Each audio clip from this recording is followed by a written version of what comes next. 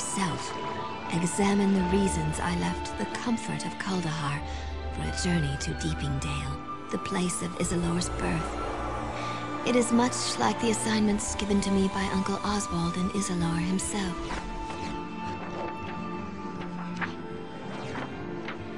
When Isilor left those lands near the Inner Sea for the spine of the world, he told his fellow druids he would send a student to replace him.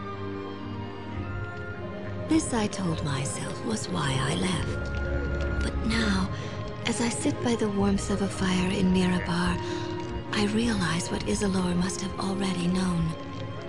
I remember the details vividly. It started many years ago. The year was 1310 Dale Reckoning, when scouts from Burn Shander, the largest of the 10 towns, first reported sighting goblin warbands.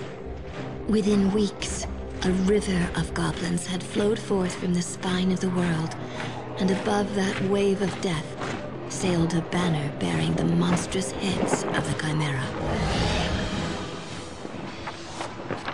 The militiamen of the 10 towns would have been the Dale's only defense, had the forces of fate been against Burn Shander. But Albrecht Dinsmore, the mayor of the town of Targos, urged the council to send a messenger south to the port cities of Laskan and Neverwinter. Laskan had problems of her own, but fearful of repercussions, the captains of Laskan devised a simple plan. Throughout the city, they posted notices promising wealth and fame. With lean work in the northern port city, many mercenaries and thugs were lured to the ships that would take them even further north. And so their ships crept through the sea of moving ice and onto the Shanegarn River. They bragged of the deeds they would perform and the castles they would purchase.